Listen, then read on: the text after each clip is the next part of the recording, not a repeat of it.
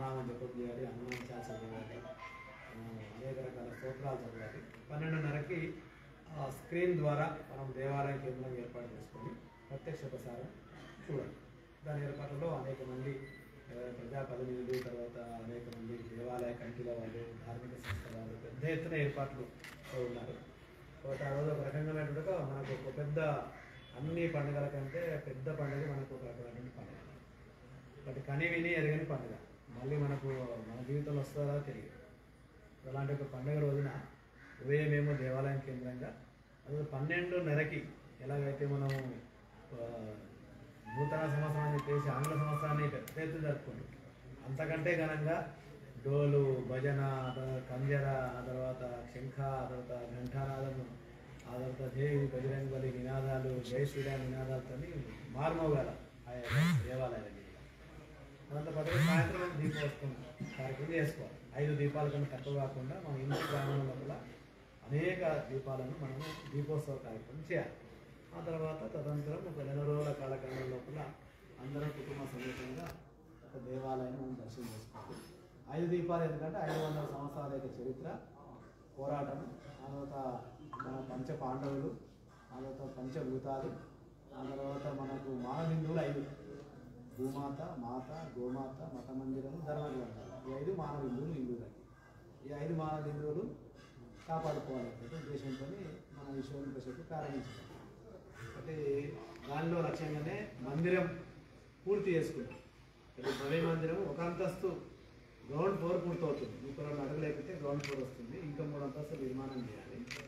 ఆ గ్రౌండ్ ఫ్లోర్లో 5 సంవత్సరాల బాలుడు ఎంత అందంగా ఉంటాడో, ఎంత ముందుగా ఉంటాడో అలాంటి బాలరాముని యొక్క ఆ యొక్క రామ్లలాలో నూతన విగ్రహ ప్రతిష్టాపన కార్యక్రమము మనం జరుపుకోబోతున్నాం. ఆ మందిరం ఎంత విశేషమైనటువంటిది అంటే 260 ఫీట్ల యొక్క గునాది. ఎందుకంటే కింద ఒక అంతర్వాహిని ప్రవహిస్తుంది. అది కూడా అంతర్వాహిని అంటే ఒక నది 1000 సంవత్సరాలు ఇంకా ప్రవహిస్తుంది. 1000 ఏళ్ళకి ఒకసారి రూట్ మారుతుంది. అది కుంగినా కానీ కుంగిపోకుండా ఉండడానికి మన తెలంగాణ నుంచి వెళ్ళిన గ్రానైట్స్, అంటే తెలంగాణ నుంచి ఏంటంటే ఇవి పవర్ఫుల్ గ్రానైట్స్ తెలంగాణ దొరికాయి. ఆ గ్రానైట్సే 260 ఫీట్లు గునాది ఉంటాయి. బట్ ఆ గ్రానైట్స్ పైననే ఈరోజు గునాది ఉంది.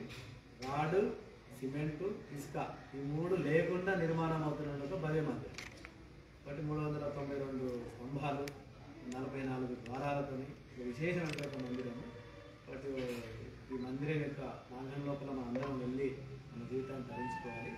కాబట్టి రాబోయేటువంటి 2024 జనవరి 22వ తేదీ నాడు యావత్ భారతదేశం లోపల ప్రతి దేవాలయంలో ప్రతి హిందువు సగర్వంగా చెప్పుకునేటువంటి కార్యక్రమం ఏంటంటే మర్యాద పురుషోత్తముడు శ్రీరామచంద్ర ప్రభువు, మనందరికి ఆరాధ్య దైవము, ప్రపంచంలో శక్తివంతులైన ఒక జంట శ్రీరామచంద్రులు. కాబట్టి వారి యొక్క నూతన విగ్రహ ప్రతిష్టాపన సందర్భంగా ఈ యొక్క అక్షంతల్ని మన యొక్క ఇంటికి ప్రతి ఇంటికి వస్తాయి, ప్రతి గడపకి వస్తాయి. ప్రతి ఒక్కరూ కూడా దాన్ని స్వీకరించాలి.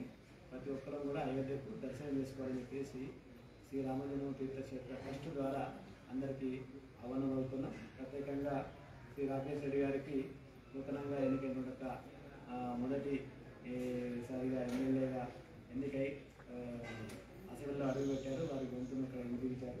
వారికి ప్రత్యేకంగా అయోధ్య రాముని యొక్క ఆశీస్సులు ఉండి ఇంకా వేదికమానంగా ఇంకా ముందుకు వెళ్ళి మన యొక్క ప్రాంతాన్ని, మన యొక్క దేశానికి ఒక ఆదర్శంగా ఉండాలని రాముని ఉండాలని చెప్పేసి మన యొక్క విశ్వ హిందూ పరిషత్ తరఫు నుంచి వారికి తీర్థక్షేత్ర ట్రస్ట్ కన్వీనర్ మన రాజేశ్వరరెడ్డి గారి చేతుల మీదుగా వారికి మృదముద్రలో ఈ పెద్దన వేలు, బొటన వేలు, ఉంగరం వేలు ద్వారా మన మృదముద్రలో అభ్యంతరం వాళ్ళ అభ్యంతరంలో వారు పెడతారు. తర్వాత ప్రత్యేక కలశాన్ని వారికి జై శ్రీరామ్, జై శ్రీరామ్.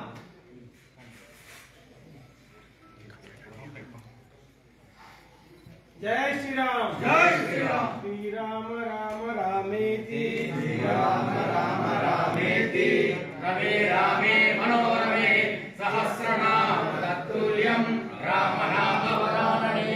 ఓం శ్రీరామ రామ రామేతి, రమే రామే మనోరమే, సహస్రనామ తత్తుల్యం రామనామ వరాననే.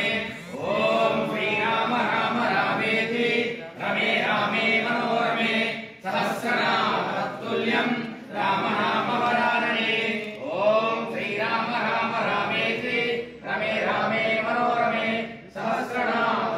तत्तुल्यं राम नाम वरानने